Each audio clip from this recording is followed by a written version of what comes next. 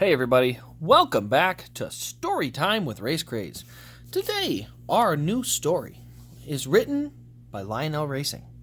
The title of the story is Hendrick Motorsports 200 Wins. Shall we start with Chapter 1? So we're going to go ahead and pop it open to Chapter 1. Okay, let's get real here. So what we got today, this is the 200 career win set for Hendrick Motorsports. This was Jimmie Johnson winning at Darlington. Casey Kane, I believe, would win the very next points race at Charlotte, and I think Jimmie won the All-Star race. So it took him forever to get this 200th win in 2012, and then all the drivers won after that. So it was kind of like a chain reaction got set off. But 200 wins, you can see a picture right here on the front. There's Jeff Gordon, Dale Earnhardt Jr., Rick Hendrick, Jimmie Johnson, and Casey Kane. You can see Steve Letarte over there, Chad Knaus. I believe Kenny Francis is in there somewhere. I can't see where he's at there. Oh, there he is. Kenny Francis over here. And then, who was Jeff Gordon? Oh, Alan Gustafson would have been his. I think he's over here. But yeah, a lot of the Hendrick guys there, 200 wins. It was a big deal. Obviously, they big deal. I mean, they made this big old book set looking thing. So that's kind of what you get. I mean, it looks, you can put it up on a shelf. Got the diamond plate, but it's all metal. It's like a tin. We'll go ahead and look at it, pop it open here. All right, so that's as far as it opens. And let's go ahead and take a look here. So it comes with this. Commemorate the 200th win of Hendrick Motorsports. And you can pop this open, and it's got a list of every single win, starting in 1984 to 2012. And, the scariest part is this list over here is 7 years. That's only 7 years. This first list is 13 years. The second list is about 8 years. Yeah, about 8 years. So this right here is 15 years of wins right there. Just ridiculous how many wins they had. And it kept going. They got another 50 by the time 2018 hit. Another 50 by the time they got 6 more seasons under their belt. So, yeah, absolutely crazy. Especially when you look at 2007 where Jimmie Johnson would go on an absolute tear, winning darn near 5 in a row. Actually, did he win 5 in a row? 11-11-07. Dover, was that late in the season? Huh, weird. That doesn't sound right. Maybe. Gosh, that's a lot of wins. Anyway, so that's our list. I was just looking at that 07. Their 07 season was one heck of a year. There's the elite card that comes with it. DIN 88 of 300 for the Cobalt Tools Bojangles Southern 500 win. Also does come with this little thing here. Confetti here, a little square confetti, which is kind of unique. And then a little card there. So let's go ahead and we'll tip this up and take a look here. So here you got the 200 wins listed. There you see one of 300 elite, the NASCAR hologram, and then that sticker there. May 12th, 2012 at Darlington. As I said, you can go down the list and see all the drivers that won. Casey Kane had not won for Rick Hendrick at this point. He won 6 in the next 50, including 201 and 249. But yes, he did not get any wins of this first 200. And yeah, it was, you got North Wilkesboro. There's actually some fun tracks when you go down the list. You got Riverside up here, Nashville, which are, those are both off the list by now. And one of them's coming back, I guess. But yeah, there's a few Riversides. North Wilkesboro is there as well in 89. Let's see, Rockingham's in there. A couple of these older tracks that are no longer here, which is kind of fun to get to have these different tracks that aren't on the schedule anymore. There's another Rockingham up there in 98. So, but anyway, that is the list of the 200 wins. Now let's go ahead and take a look at the die casts that come with it, because it's actually, a commemorative set. So we have all 4 of Hendrick Motorsports cars. Jimmie Johnson gets the big one, and the other 3 are in there as well as 1/64ths. So we'll go ahead and set it down here quick, and we're going to go ahead and pop the clear cover off and take a look at what's inside. So inside, we're going to start with the 3 1/64ths. We've got Jeff Gordon right here. He had the Drive to End Hunger, number 24. Let's see if I can get this thing to focus in. There we go. So Drive to End Hunger, 1/24th. Spoiler, it's a 2011 car. There's really not There's nothing super crazy with it. It's not like they were raced up or anything. They're just the paint schemes they ran that night. Actually, one of the neat ones is the 2012 Rockwell Tools car. This is actually a really kind of rare one for Casey Kane. He only ran this once, and it was at this race. He actually ran fairly well in this race. Ended up having, I think, some trouble, but did have a pretty quick car in this race. I don't remember if he had contact with Kyle Busch that caused some problems. Looks like there is a little mark back here, but that, I think will go away. So right there on the Rockwell Tools, you can see a little mark. But then we can set that in there. And then we got Dale Earnhardt Jr.'s Diet Mountain Dew car, also for the 2011 season, the silver Diet Dew car. So yeah, I mean these are really it's kind of a cool set just because they had the 4 paint schemes that ran. Now the biggest one is this Elite. Now it is screwed down. So what I'm going to do, I'm going to have to pull this whole cover out. And I'm going to do it from the safety of my own lap.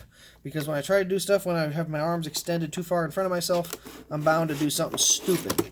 And I really don't want to do something stupid because this car is gorgeous. Let's see here. Yep, so I did find the cap. I've got the screwdriver here. Got to do a couple of little screws.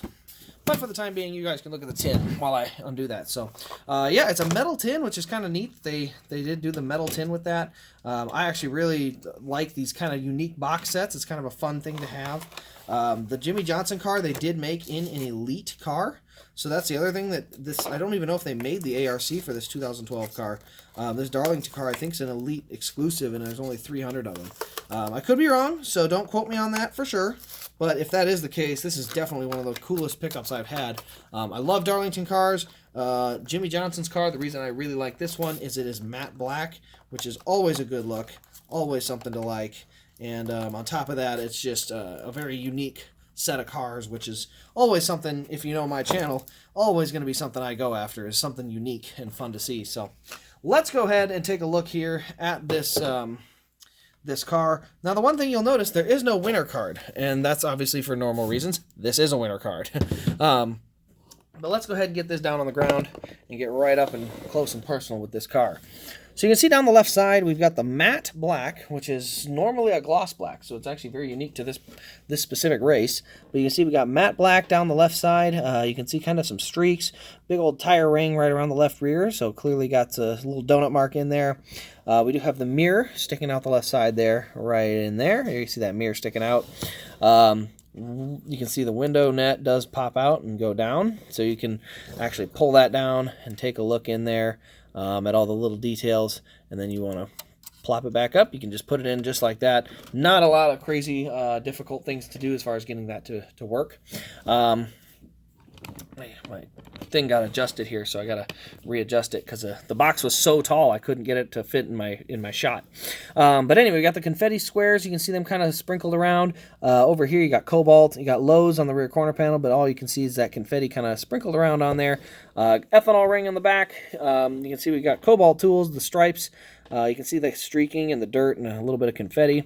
Cobalt on the rear deck lid. We'll go ahead and look underneath the deck lid as well. Into the trunk, we got our braces, tethers, and fuel cell in the rear of this car. Go ahead and put that down. And then on here, you can see we've got DIN number 88, and then the square confetti kind of sprinkled around on that deck lid. You get to the roof of the car, you can see we got Lowe's. Who's that other one? Is that Cobalt? God, I can't read it. It looks like Cobalt, but I really can't tell. It looks like we got Lowe's and Cobalt on the camera there. Then you see the 3 antenna holes. That's unique to some of these 2012s. I think a couple 2013s even had it. But there you see, we do have the roof flap tethers there. So we can plop that right back down.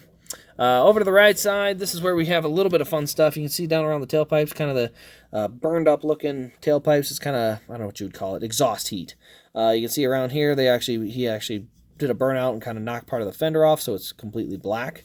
Supposed to make it look like it's missing. Because the paint scheme's black, it actually doesn't work. It works well on other colored cars, but with it being black, it doesn't look quite so good. Cobalt, Quaker State, you can see just this matte black car looks awesome. I love matte black die-cast, especially this era. They did a much better job on this era than they have done in the most recent part. Don't get me wrong, the Hooters Night Owl still look good, but you can see on the front we got Impala. You can see a couple of different vents down there below for the brake ducts, little squares for confetti, and a white splitter. On the hood, you can see we got Lowe's in that all black with the 2 white stripes there. not really much else we can show you on this as far as the sides and the detail there. Now we can look under the engine. Obviously, again, the biggest detail is that ring there. That is probably my favorite of the details. And of course, I gotta pop this hood open with a little poke because it's a good tight fitting hood. So there, we'll pop that open. There's our engine detail. And you can see all the dirt underneath the car. I mean, under the hood is just dirty as can be. We do have a chrome air filter cover. All the plug wires are in there. You can see the coolant hose, the line, the belts, the alternator, all that's in there. Go ahead and flip it underneath. DIN 88, there's our bumper bar, transmission lines. Not super dirty under here, so I'm not really sure why the under the hood is so dirty, but hey, I don't mind it. I think it's kind of cool when you have an under the hood like that that's all dirtied up like that. But overall, this is an absolutely awesome car. I think it's just super unique and super cool to have this really unique Jimmie Johnson car, especially with the whole set that came with it. As I said, it doesn't even match the 2012 Brickyard car. That was actually in gloss black.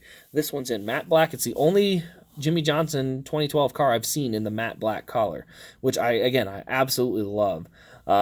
So a cool set nonetheless. There's a ton of stuff. I mean, not a ton of stuff, but just a ton of uniqueness to it. A metal tin. I believe there was a couple, maybe a Gordon one that was made like that and some other ones like that, but they are very uncommon. We'll see if the Harvick dual autograph Michigan set has something like that, or the Passing the Torch set, but for sure, this 200 win set's really pretty cool. So if you have enjoyed this video and Storytime with Racecraze, please let me know in the comments below. Do give it a thumbs up and subscribe if you're new.